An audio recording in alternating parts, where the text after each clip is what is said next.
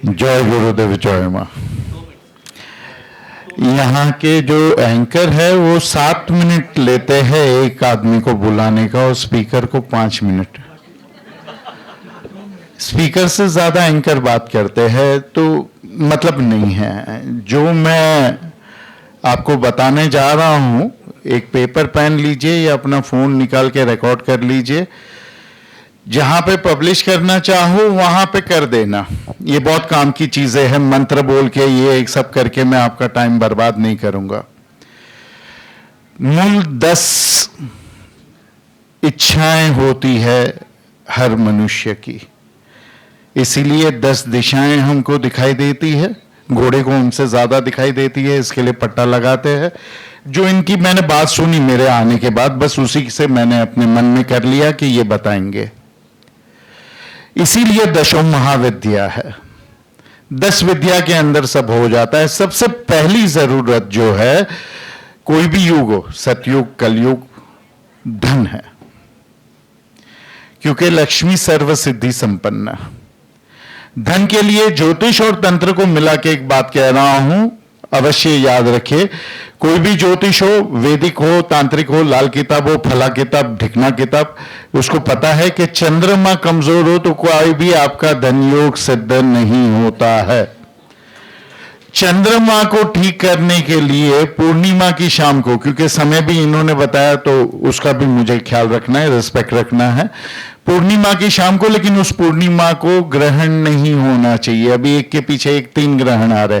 ग्रहण हमेशा 2 आते हैं, उसके बारे में दूसरी बात करेंगे। तो अपनी माता या माता लायक कोई स्त्री, सास, फूफी, मासी, मामी, बड़ी बहन, घर की मेड भी चलेगी, उसको कहिए एक सफेद चौकोन कॉटन का कपड़ा ले। ज्यादातर तांत्रिक और ज्योतिष लाल किताब उपाय में साटिन के या सिल्क के कपड़े कहे होते हैं, इसमें कॉटन का कपड़ा लगेगा। उसमें एक मुट्ठी चावल डाले, बोरिक पाउडर लगे हुए, कड़वा तेल लगे हुए नहीं, बोरिक पाउडर लगे हुए एक मुट्ठी चावल डाले। एक मुट्ठी किसकी? आपकी नहीं, माता की।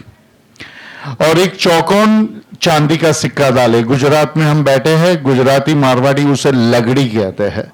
प्योर चांदी 99 टच सिल्वर का एक चौकोन सिक्का डाले, उसमें 4 गांठ लगाए। 4 गांठ, जो चंद्रमा का व्यवहार जानते हो उसको पता है क्यों। 4 गांठ लगाकर वो पोटली, अगर जातक का सूर्य अच्छा है तो वो उसका मुंह पूर्व की तरफ रखेगा, और बुरा है, सूर्य नीच का है तो पश्चिम की ओर। नहीं तो जातक का मुंह पूर्व की ओर, मां का मुंह पश्चिम की ओर, जैसे हम हैं आमने सामने। वो 2 हाथों से मांगेगा, मां 2 हाथों से देगी। दोनों हाथों से लेकर उसकी जहां धन संपत्ति रहती है, कैश बॉक्स रहता है, चेकबुक रहती है, वहां पे रख दे। मेरा पूरा विश्वास है, अनुभव है कि उसको पैसे की लाइफ में कभी तकलीफ नहीं आएगी। जब जितना चाहिए उतना पैसा मिलेगा। ये पहली विधि। अब दूसरी विधि, विवाह के लिए, शादी के लिए एक अद्भुत उपाय है।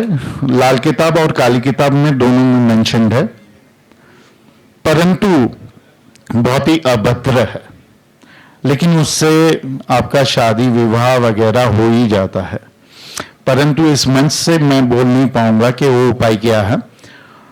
परंतु विटामिन ई यदि कोई व्यक्ति लेना शुरू करता है, या पारद के शिवलिंग पर, पारद मर्क्यूरी लिक्विड मेटल के शिवलिंग पर हर शुक्रवार को गन्ने का रस या शक्कर का पानी या गुड़ का पानी यदि कोई व्यक्ति चढ़ाता है, शादी नहीं हुई है हो जाएगी।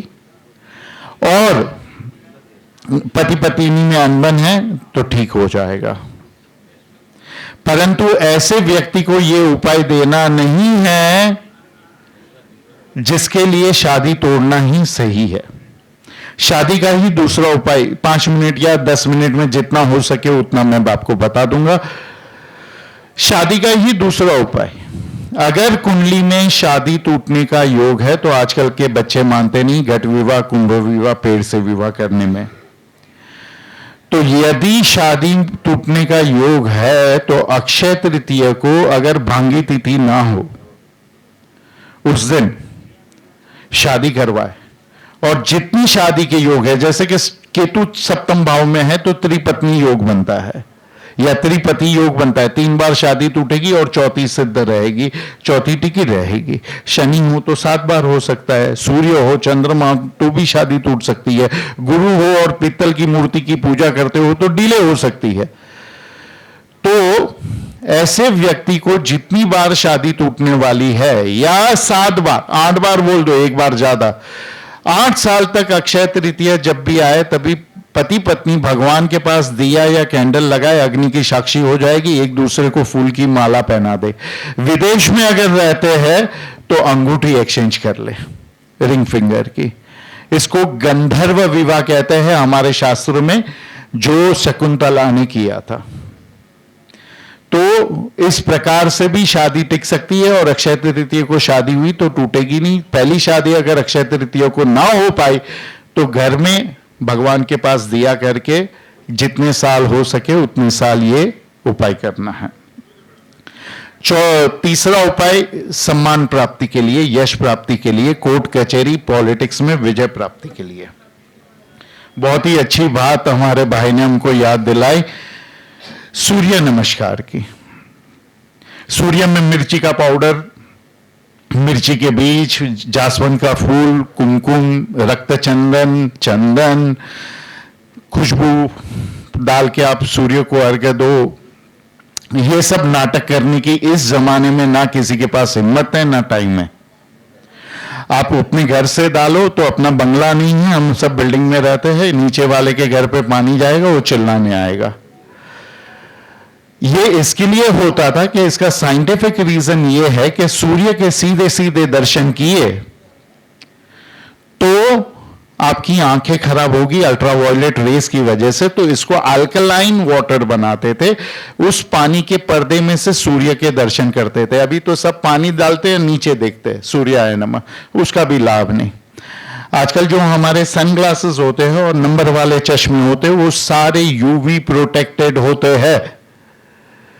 इस यूवी प्रोटेक्टेड चश्मे में से अगर आप सूर्य के दर्शन कर लो तो भी आपको वो लाभ मिलेगा। अभी एक रहस्य की साइंटिफिक बात और कहूंगा, लेकिन उसके पहले जो भार्गव सर ने, हमारे भाई साहब ने कहा है कि 12 बजे से पहले, दोपहर के 12 बजे के बाद आप कितने 2-3 चश्मे एक साथ गोविंदा की तरह पहन के भी सूर्य को देखोगे तो आंखें खराब होगी ही, यूवी रेस आपके भीतर आएंगे। विटामिन डी है, इससे केवल यश नहीं आरोग्य की भी प्राप्ति होगी ही होगी आपको सूर्य के दर्शन 12 बजे से पहले करने से। क्योंकि कोविड के बाद हम सबको पता है कि सूर्य ही विटामिन डी है, चंद्रमा विटामिन बी है। तो जो सूर्य प्राप्त करना चाहते हैं वो चश्मे से 12 बजे से पहले सूर्य को देखें, क्योंकि विटामिन डी हमारी आंखों से और रिंग फिंगर से हमारे शरीर में सेकेंड हाईएस्ट एब्जॉर्ब होता है। फर्स्ट हाईएस्ट हमारी रीढ़ की हड्डी से होता है। इसीलिए पुराने जमाने में पुरुष सिर्फ धोती और ऊपर अंगवस्त्र गले में लटकाते थे, रीढ़ की हड्डी खुली रखते थे, और लेडीज लेस वाला ब्लाउज, नाड़ी वाला ब्लाउज पहनते थे, अपनी रीढ़ की हड्डी सब खुला रखते थे। हमारे दादाजी को तो कभी रोग होते नहीं थे, हमारे परदादा सब बहुत ही मेहनत करते थे तो भी कुछ होता नहीं था, क्योंकि शर्ट नहीं पहनते थे, या दादी माँ आपकी ब्लाउज डोरी वाला पहनती थी।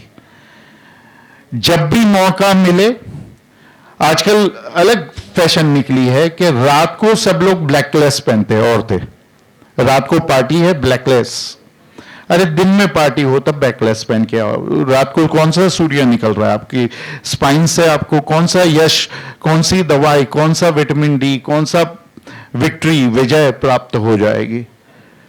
तो बैकलेस आपके जो भी कपड़े हैं वो या तो फिर कहीं बीच पे जाओ, क्योंकि हिंदुस्तान में तो लोग समझेंगे नहीं, हम सब विदेश जाते हैं, जब भी वहां जाओ सन बात मड बात लेने के लिए, तब रीढ़ की हड्डी पे थोड़ा सा सनस्क्रीन या तेल लगाकर सूरज की ओर पीट करके लेट जाइए, तो इससे यश की अवश्य प्राप्ति होगी। ये मेरा भरोसा है और साथ में अनुभव भी है।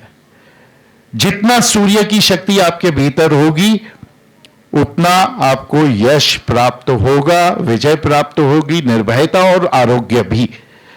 ये तीसरा हो गया। चौथा, आप लोग में से कोई कुछ पूछना चाहता है कि मेरा समय समाप्त तो हुआ, स्वर्ग वाह, हाँ जी, कोई और चौथे कार्य के बारे में या कोई चौथी इच्छा के बारे में कोई पूछना चाहता है, जिसको ज्योतिष और तंत्र मिलाकर मैं आपको उपाय दूं?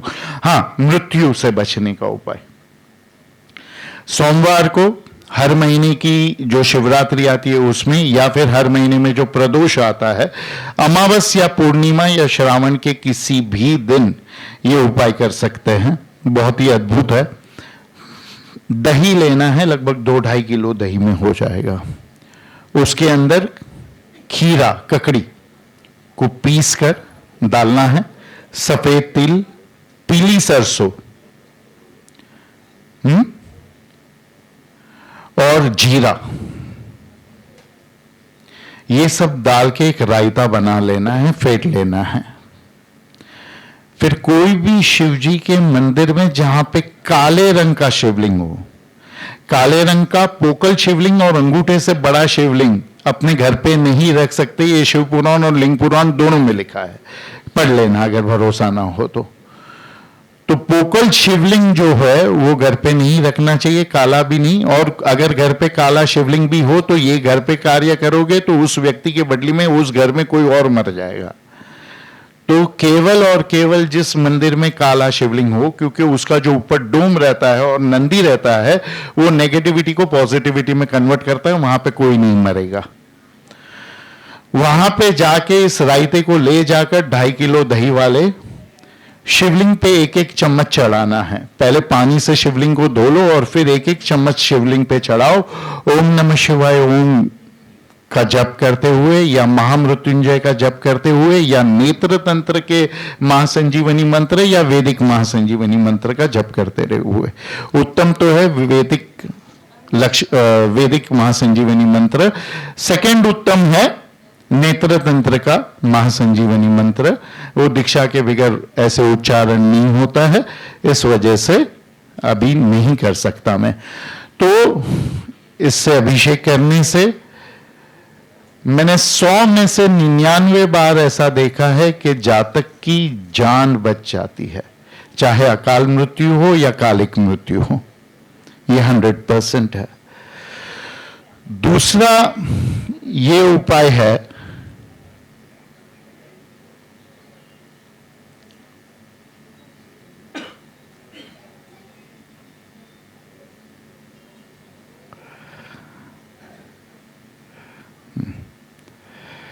दूसरा ये उपाय है, देखो मैं भूल गया अब, चलो वो नहीं बताऊंगा। बताऊं? भूला नहीं हूं, जानबूझ के भूला हूं, क्योंकि आपका ध्यान मुझे चाहिए। मैं आया हूं मुंबई से सिर्फ आपको ये बताने के लिए, ये चीजें की जानकारी देने के लिए। नहीं जरूरत हो तो अगली बार मत भूलो।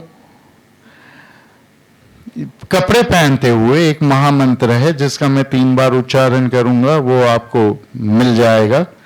वो कपड़े आपने धारण करते हुए उस मंत्र को बार बार बोला तो आपके कपड़े आपकी ढाल बन जाएंगे। शिव स्वरोदय नाम के तांत्रिक और यौगिक शास्त्र में भगवान शिव इसका वर्णन करते हैं, जीवन रक्षम, जीवन रक्षम, जीवन रक्षम 3 बार दिया है। इसकी दीक्षा आपको हो गई है। महामंत्र की दीक्षा ऐसे दे सकते हैं। इस मंत्र को बोलते हुए जो भी वस्त्र धारण करेगा उसके वस्त्र उसकी ढाल बन जाएंगी। ये बात हकीकत है। वस्त्र और आभूषण, घड़ी इत्यादि जो भी आप पहनते हो, इसको पहन के आप बोल सकते हैं। जो शाक्त मार्ग से है उनके लिए एक माँ दुर्गा का साबर मंत्र है, इसका भी 3 बार उच्चारण करता हूं। ओम रिंग दुंग दुंग दुर्गे दुर्गे रक्षिणी रक्षिणी स्वाहा। ओम रिंग दुंग दुंग दुर्गे दुर्गे रक्षिणी रक्षिणी स्वाहा। ओम रिंग दुंग दुंग दुर्गे दुर्गे रक्षिणी रक्षिणी स्वाहा। इसका चमत्कार देखना, फिर मुझे धन्यवाद करना। चौथा मंत्र एक मैं आपको और रक्षा का बता देता हूं कि कभी जो लोग हमारे पास आते हैं ज्यादातर कुछ खिला दिया है या खा पी के बीमार हो जाते हैं या तंत्र करके कुछ खिला दिया है। भोजन जितना है उसको छू लो, एक दाना हाथ में लेके उससे सब भोजन छू लो, उस भोजन को ऐसे छोड़ो, वो पृथ्वी या टेबल पे गिरने से पहले एक बार बोलो प्रज्वलितम प्रज्वलितम प्रज्वलितम। ये भी स्वरोदय योग का ही है और शाक्त तंत्र में गुप्त साधना तंत्र का मंत्र है। इसको बोलने से भी आपका वो भोजन अमृत बन जाएगा, उसमें सारी नकारात्मकता निकल जाएंगे। अब भाई साहब खड़े हो गए हैं, मेरे बैठने का समय हो गया है। हरि ओम तत्सत।